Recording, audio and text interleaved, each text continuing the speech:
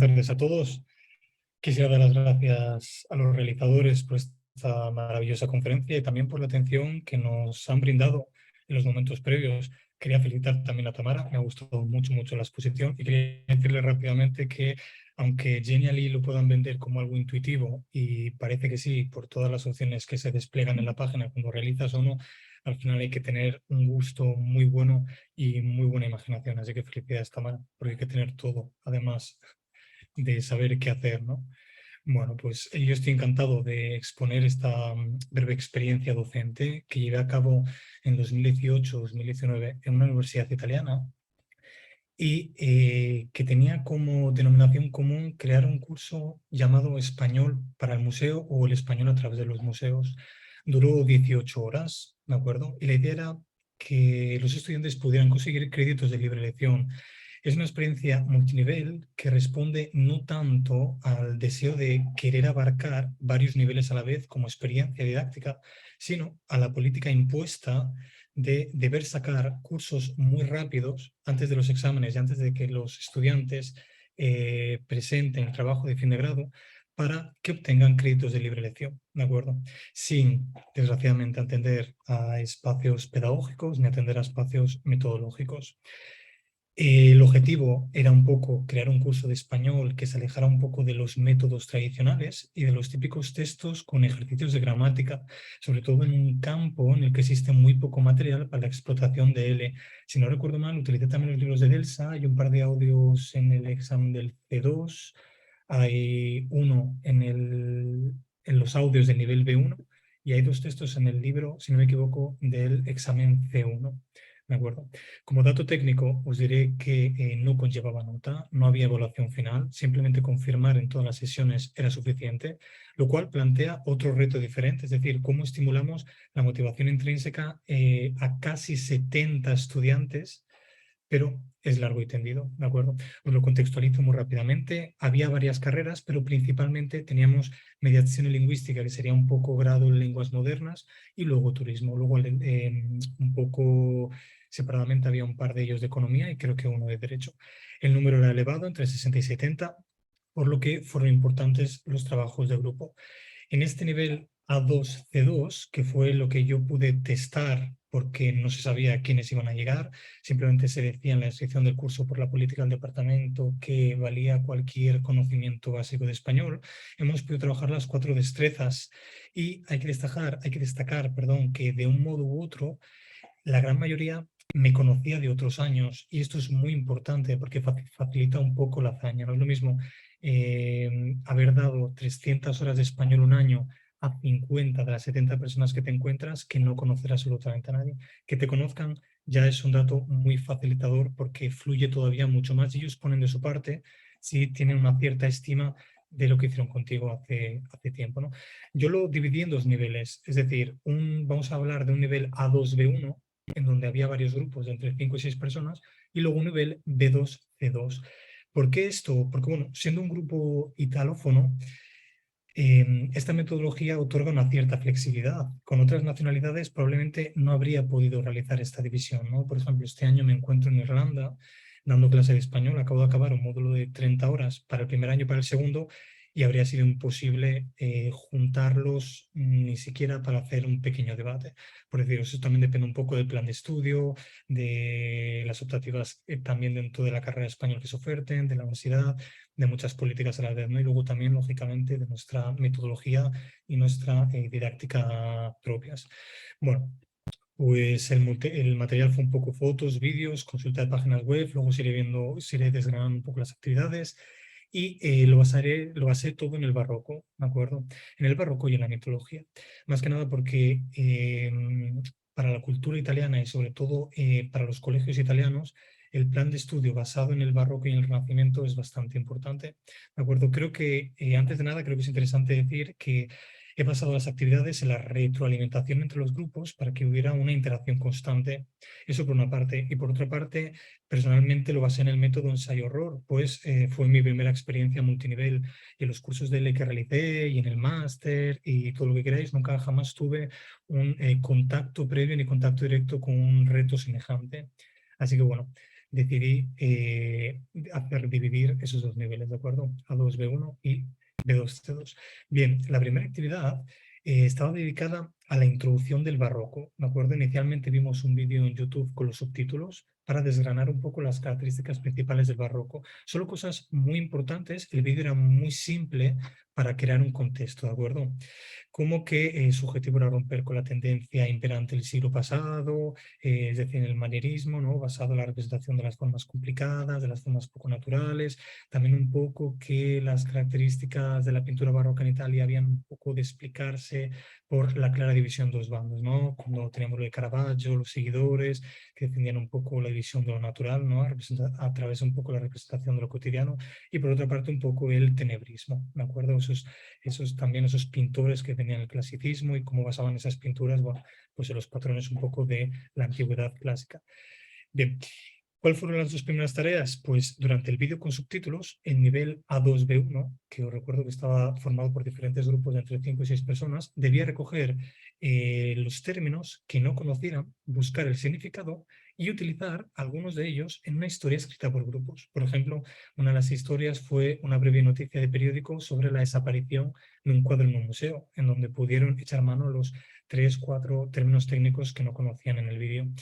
Luego, otra simulación, me acuerdo que fue en una pequeña clase de historia en la que el profesor explicaba un pequeño tema. Bien, después lo leímos en voz alta y a nivel P2C2 apuntaba los fallos y los corregía. Lógicamente, se requiere una retroalimentación final de tu parte como profesor, pero mientras el nivel A2-B1 realizaba la historia, el avanzado, el B2C2, mantuvo conmigo y entre ellos también un debate sobre la importancia del arte y sobre su opinión. Es decir, yo creo que basar una actividad didáctica en una situación, en un contexto multinivel, requiere más de cronómetro que de competencia, si queremos decirlo así un poco rápido, ¿de acuerdo? Por ejemplo, posteriormente hicimos otra actividad, ¿de acuerdo? Ya que habíamos visto un poco algunos de los cuadros que habían marcado un poco la historia del barroco y decidí coger otros también bastante importantes e ir comentándolos con ellos, ¿no?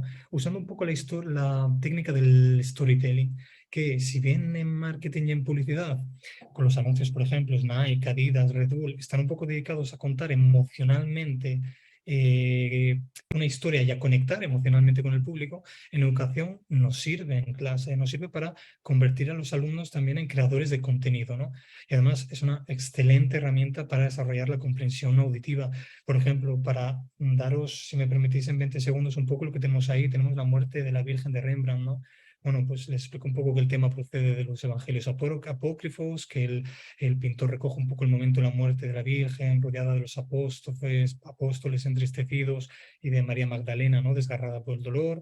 Luego que el lienzo se divide en dos partes, ¿no? La parte superior está dedicada, ¿no? Está ocupada un poco por un cortinaje rojo, como telón de teatro, y tiene esa función de evitar cualquier insinuación de otro espacio que distraiga un poco de la acción representada, ¿no? Y el resto del cuadro se representa a través del drama, ¿no? De la muerte de la Virgen. Es un conjunto, ¿no? Que representa un poco el gusto por el naturalismo.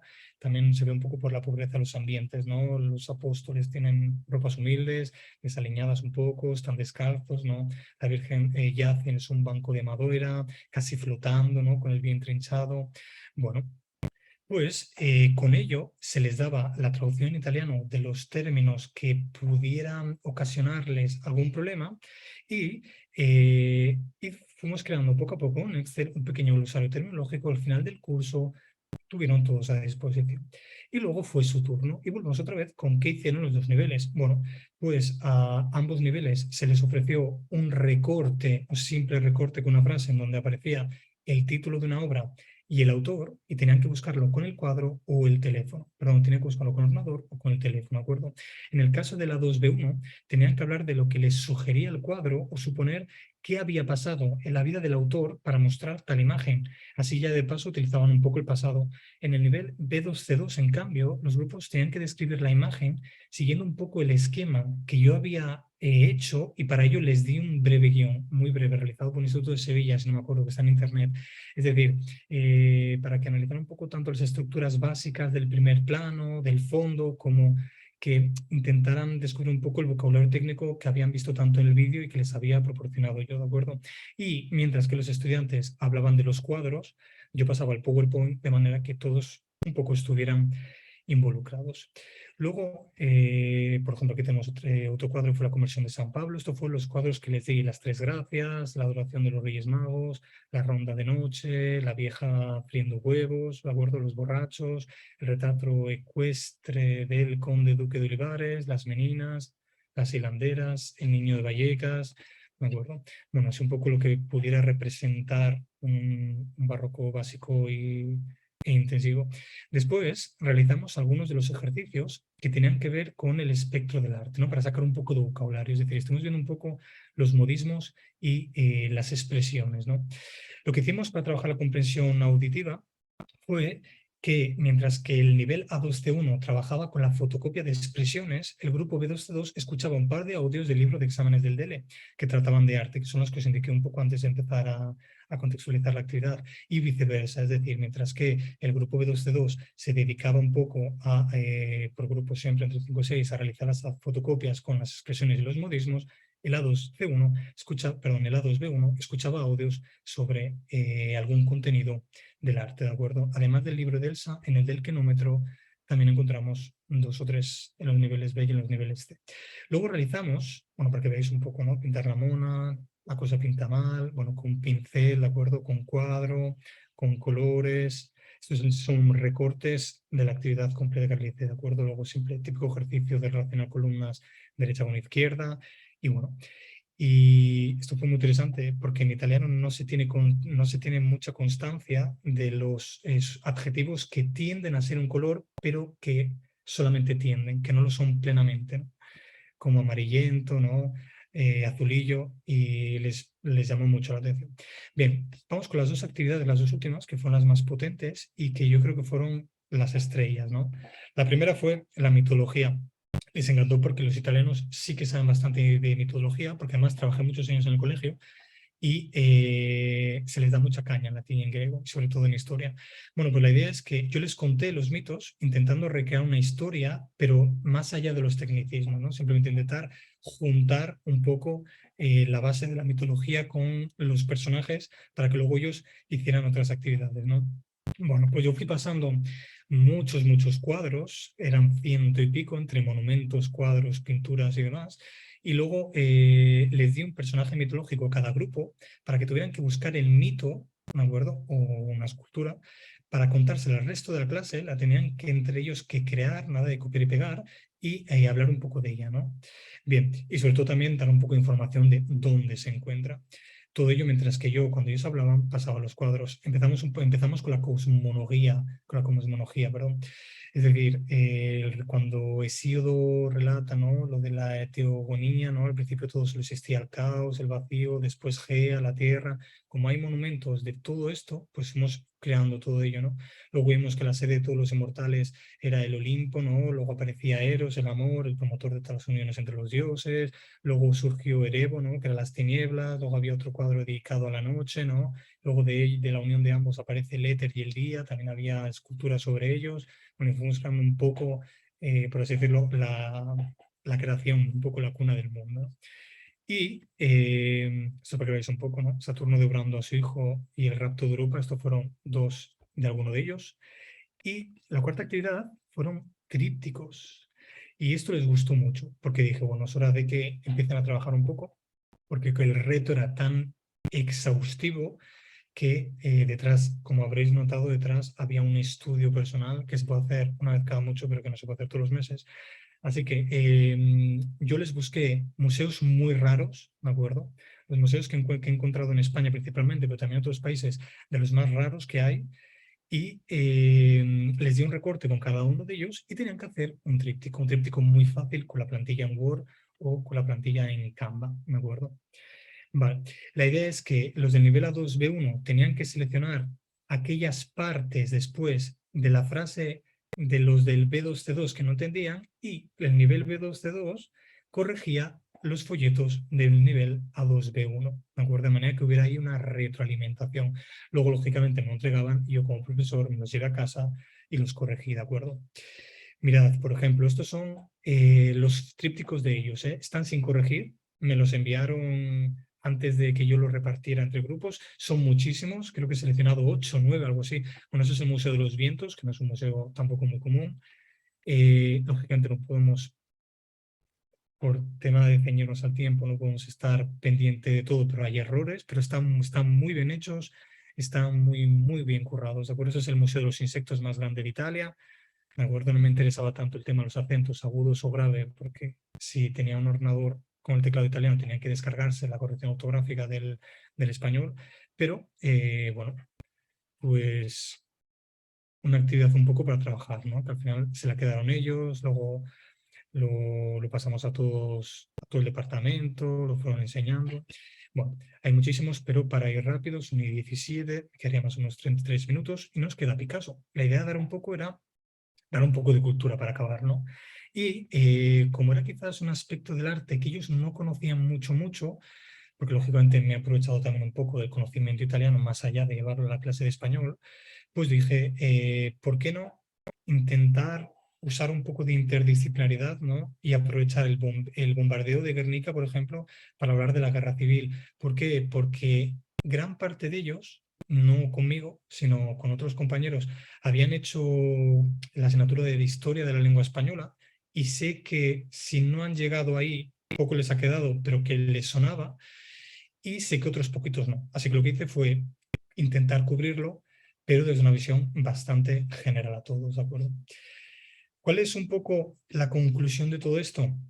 Bueno, la conclusión es que al igual que decía antes Tamara, me gusta crear los contenidos desde cero. También, como decía ella, es importante reciclar, ¿de acuerdo? Lógicamente tenemos que adaptar un poco al nuevo contexto socioeducativo que nos encontramos, pero al final depende un poco de nuestro saber gestionar un poco la clase. Fue una experiencia muy motivadora. Yo no era un gran conocedor del arte, simplemente me gustaba, ¿de acuerdo? No era un gran conocedor. Cuando empecé a prepararlo, porque una cosa es conocer los mitos y otra cosa es cómo contarlos, ¿no? Pero sobre todo también cómo entrelazarlos a través de las imágenes. Las imágenes las saqué de muchos museos, pero la mayoría de ellas de la página web del Museo del Prado, con un duro trabajo de copia y pega, recorta, recorta, recorta, copia y pega, para sacar las cientos y cientos, creo que son casi como 400 imágenes, entre imágenes de fotos, esculturas y demás. Pero al final somos un poco amantes de nuestro trabajo, ¿no? Y es lo que digo, que si no nos hubiéramos dedicado a otra cosa.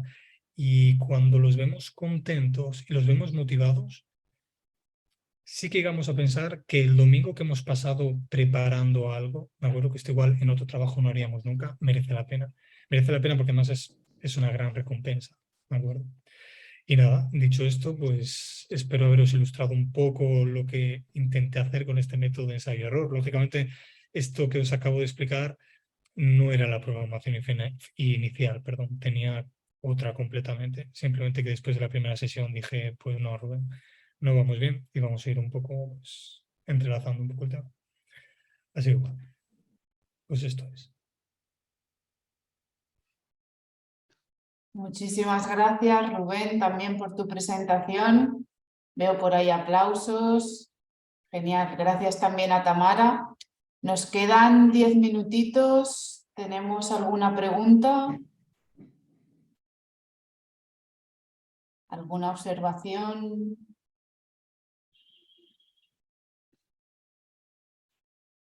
José. Sí, no sé si es que se me ha pasado, no te he escuchado, Rubén, pero has hablado de que alumnos de un nivel trabajaban con los de otro nivel superior y viceversa, ¿no? Am, ¿cómo fue posible esto? O sea, ¿en qué tipo de curso has hecho esta experiencia? Sí, no te respondo. Lo dividí en dos grupos, en nivel A2, B1, ¿no? Que era así un poco el más cercanillo. Estaba dividido por grupos de 5 o 6 personas y eran 8, si no me equivoco, y luego por otra parte trabajaban juntos el B2, C2. Es muy interesante lo que propones porque es cómo has llegado a esto, ¿no? Muchas veces intentamos focalizar, ¿no? Todo el plan de estudios y toda nuestra metodología en niveles muy concretos. Pero luego nos damos cuenta, como me ha pasado en otra universidad italiana durante varios años, necesitas preparar los exámenes del DELE por políticas económicas, C1 y C2 juntos, cuando los exámenes son completamente diferentes. Lo mismo con B1 y B2 y lo mismo con A1 y A2. ¿Me acuerdo? Son políticas que o aceptas y te las ingenias o dejas del tren. Por lo tanto, al final hay una motivación también un poco tanto extrínseca como intrínseca en ti como profesor, ¿no? ¿Cómo surge? Pues esto desgraciadamente está a la orden del día. Lo que pasa es que nosotros normalmente en las universidades sacamos curso de informática, ¿no? Un curso de informática para dar 3 créditos de libre elección antes de los exámenes y todo el mundo se apunta. Claro, tú como profesor de informática pues igual no ves tanto la diferencia entre alguien que usa mucho WhatsApp y alguien no, porque el curso es como muy básico y como todos antes o después están un poco familiarizados con la tecnología y son rápidos y son ágiles, pues se adaptan al objetivo. Pero claro, con la misma política quien no gestiona los departamentos lingüísticos, pues esto lo hemos hecho durante muchos años, pues nos obligan a realizar ciertas actividades como esta, ¿no? Es decir, se abre rápidamente porque los del cuarto año se han quejado porque no tiene suficientes escritos de libre elección para presentarte al TFG, se abren en todas las lenguas, no solamente fue en español, se abrió en alemán, se abrió en ruso, se abrió en italiano, se abrió en chino, se abrió en árabe, se abrió en todas las lenguas. Cada una pues intentó hacer un curso multinivel de su lengua adaptado a lo que fuera. Por ejemplo, mi compañera en francés hizo escritura académica. En alemán se hizo cómo escribir un trabajo de fin de grado, si no me equivoco, una tesina. Pues en nuestro caso me dieron a elegir dos, o curso académico para, perdón, español académico para un trabajo de fin de grado o español en el museo. Yo sinceramente no veía trabajar con 60, 70 personas, que fueron 68 concretamente, cómo trabajar, o sea, cómo hacer un TFG sabiendo que después me habrían llegado niveles de cualquier tipo. Claro, yo llevaba ya bastante tiempo en la universidad, por lo que más o menos ya sabía un poco lo que podía aparecer, ¿no? Si no, igual por facilidad habría hecho el otro curso, si no hubiera sabido esto, y me habría basado más en textos teóricos de leer y discutir y leer, ¿de acuerdo? Básicamente. Bien, así que llegué así. Llegué a que, bueno, la política es esta. En nuestro trabajo, en nuestro contrato están incluidas, creo que ese año fueron 650 horas de español. Algunas estaban dedicadas a cursos extraordinarios, aparecen estos cursos y había que ingeniárselas. Y el tema de cómo trabajan entre ellos, pues un poco por la retroalimentación, lo que os decía antes, mientras que uno se escuchaba unos audios, que lógicamente el audio no puede ser de B2 o de C1, será de uno o será de otro. ¿De acuerdo? Por eso decía que el AO2 B1 realiza otra actividad. Por eso decía que con italianos esto se podría hacer, porque como ya conocía la mayoría de ellos y sé que desde el primer año tenían 6 horas de español, pues tenía una competencia muy elevada, algo que no podría hacer, por ejemplo, este año. Este año podría hacer absolutamente nada de eso. No sé si te he respondido, Julio, que sí ha sido, perdón, José, que ha sido así como un poco batiburrillo de todo. Sí. Gracias. Bueno. Muy bien. ¿Alguna cuestión más que le queráis plantear a Rubén? Rosa ha levantado la mano. Sí, yo quería, bueno, primero un comentario y después una preguntita quizás. Bueno, el comentario es que te has pegado una currada espectacular, o sea que ha sido algo increíble. Como tú bien dices, es porque nos gusta el trabajo y nos gusta dedicarnos a esto, pero bueno, eso no impide que el trabajo que hay detrás es enorme y se ve. La segunda cosa es que te admiro muchísimo también por haber trabajado con 2 niveles tan totalmente diferentes. O sea, es algo que yo no sé si todo el mundo podría hacer. Yo me lo planteo y no sé si sería capaz de hacerlo. Entonces, eso también, la verdad es que me parece espectacular. Y las ideas que has tenido, etcétera, etcétera.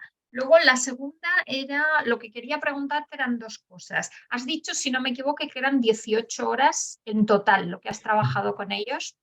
¿Cómo estaban divididas? ¿Eran 2 horas por semana, todas las semanas? ¿Era cada 15 días? Esto. Y la otra cosa que te quería preguntar, porque a un grupo que era el más flojo, vamos, el de A1, B1 creo que era, les habías hecho trabajar con las expresiones idiomáticas. Y yo me pregunto si eso funcionó bien, porque para mí las expresiones idiomáticas muchas veces están en niveles mucho más elevados. Entonces, ¿cómo fue esa experiencia? Vale, esto es. Pues mira, Rosy, yo estoy completamente de acuerdo contigo. Las expresiones idiomáticas a mí no me gustan tanto hasta el B2, luego ya me empiezan a gustar bastante más, pero siempre usando esta carta de la afinidad lingüística, la gran mayoría eran completamente iguales. Por lo tanto, se jugaba un poco al cuál es la que, de las 3 o 4 que no conoces, de las 20 que te pongo, por ejemplo, cuál es la que tú crees que puede ser, ¿no? Un poco porque yo muchas veces les digo, tenemos que intentar un poco ver cómo piensa la lengua, ¿no? Por ejemplo, yo estoy ahora en Irlanda y me gusta ver un poco las expresiones idiomáticas del inglés, que no tienen nada que ver, porque si tú las traduces literalmente no tiene sentido, pero así vas viendo un poco cómo piensan en esa lengua, ¿no? Yo creo que al final es lo más importante de todo. Pues intentamos hacer ese tipo de actividades, ¿no? Es decir, vamos a intentar a ver si podéis adivinar cómo vamos pensando, ¿no? Con las 3 o 4 que no conocéis. Por otra parte, tienes completamente razón, era una 2B1, ¿de acuerdo? Es totalmente un reto que estén todos metidos en el mismo saco, pero al final un poco como lo que os decía, como ya me conocían ya muchos otros años y demás, y que las horas de español son muchas, y que siendo carreras de corte humanístico, quitando los que habían venido así un poco tangencialmente, pues tiene una motivación bastante fuerte, por lo que se prestan a ponerlos en un cronómetro muy específico. Hablando de cronómetro, eran 6 semanas, 3 horas a la semana seguidas, porque las clases de la universidad son 3 horas, ¿de acuerdo? Yo, por ejemplo, he estado allí dando clases 7 años, 7 años y medio, y tanto las clases de traducción que he tenido como interpretación, que en realidad son mis estudios, como las de español, que alguna vez he hecho tangencialmente, son todas de 3 horas. Todas de 3 horas. No las puedes programar de 2, ni de 1, tampoco de 4, es política en la universidad. Y como he trabajado en varias, también en otras me han exigido 3. Solamente en una me exigieron 2. También depende un poco de dónde vas. Y fueron 3 horas, lógicamente, con una introducción al principio, porque son casi 70, no llegan puntual, porque saben que antes o después les vas a dejar firmar. Luego en medio les dabas un pequeño espacio y se marchaban todos afuera a fumar. Si crees que no, se pierde bastante tiempo, ¿de acuerdo? Aunque tú luego seas riguroso, seas estricto y demás, pero sí, 3 horas son muy largas. Lógicamente el primer día sudas muchísimo por el tema de cómo irá, luego ya estás mucho más tranquilo, pero el primer día es un poco tal. ¿Cómo saqué las ideas? Pues las ideas las saqué del típico libro, típico vídeo en YouTube y típico libro de metodología adaptada a estudiantes, a jóvenes y todo esto. Y bueno, pues fue un poco saliendo así. No, Fue un trabajo. muchas horas de trabajo ahí, muchas horas Sí, no detrás. es algo que haría, no es algo que haría hoy en día, sinceramente. No es algo que haría hoy en día, pero yo creo que en ese momento, recién salido de estos cursos de examinador del DELE y demás, yo creo que se me iluminó la bombilla y dije, pues vamos a ver si podemos meter todo lo que he aprendido ahí. Y si sale bien, y si sale mal, pues hoy también estaba obligado a hacerlo. No podía decir que no. Me refiero que el contrato es el contrato. Bravo, bravo. Muy bien, muchas gracias, Rubén.